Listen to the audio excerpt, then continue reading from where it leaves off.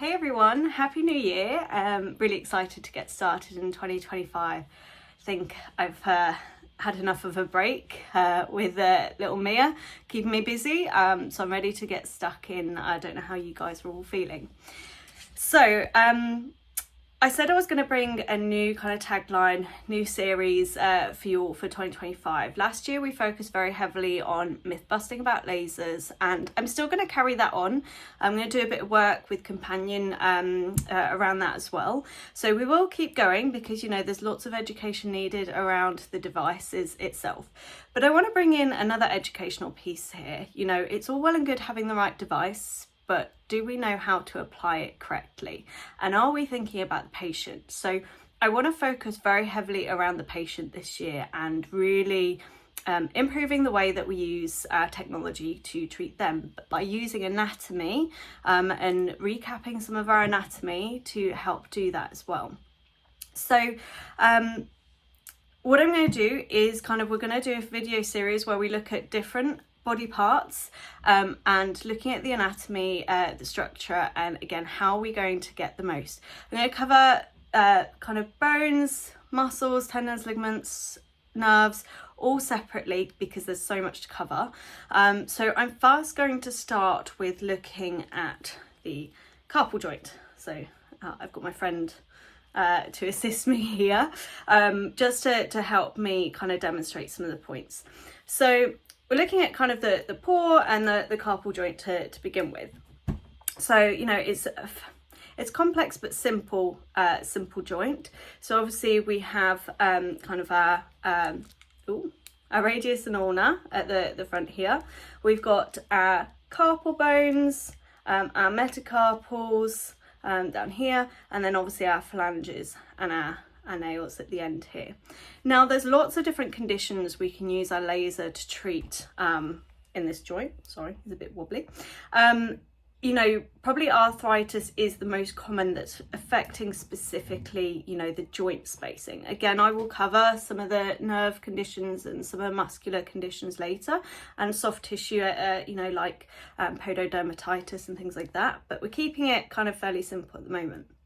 So whilst it's a simple joint generally, you know, the bone structures in there generally quite straightforward, actually there's a lot of movement in here and there's a lot of kind of gaps.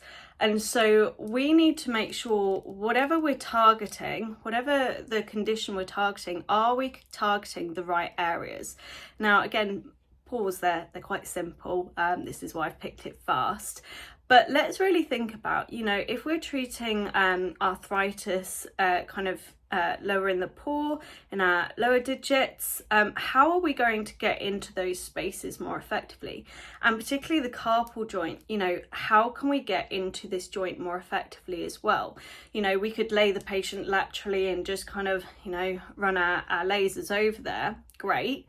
But actually, if we put this joint in some very basic range of motion, if our patient will let us, then we might be able to get into more of these interstitial spaces a little bit easier. We should be covering 360 degrees because, you know, if we look at the joint this angle versus this angle versus this angle, and again, performing range of motion, you can see that you could very easily access different parts of this joint space by doing that range of motion. Now, the great thing about the carpal joint is that we don't have much soft tissue. So whereas with our large areas, our hips, our spines, shoulders, you know, we've got a lot of soft tissue that we have to penetrate through, that we have to saturate before we're going to hit that joint space. The great thing is that we don't have as much soft tissue, but we do have lots of tendons and ligaments. So, you know, that has to be taken into account. So we would still use a higher dose. Recommendations are around 8 to 20 joules per centimetre square, but we're going to probably be on that lower end, more that 8 to 10, again, because we don't have as much soft tissue. But all our patient characteristics are going to need to come into play there. And again, if you've seen previous videos where we've talked about the importance of patient characteristics. But generally speaking, because we don't have as much soft tissue, we probably can get away with being on that lower end. And we can always try a lower dose, and we can always increase that if we're not seeing the results. So carpal joint, carpal bones, radius and ulnar, carpals, metacarpals, phalanges, straightforward joint. But where is the arthritis within this joint? Is it kind of in the digits? Is it kind of in the carpal joint? You know, where is it that we're wanting to treat?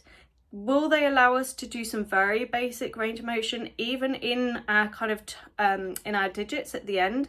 If they're comfortable enough, you know, will they allow you to gently do some range of motion so you can get into that interdigital space? And ultimately, absolutely treat 360 degrees, because we can see the access in each of these joints is going to be very different. So very basic, but you know, a little bit of range of motion can make all the difference when it comes to these patients. Generally speaking, off contact treatment is often used because you know, most patients don't like their paws being touched. So typically we will start with off contact. If they will allow contact, great. You know, contact we know is going to deliver more energy into those deeper tissues, but it is one of those joint spaces where often we will use off contact because we're a little bit sensitive about our paws.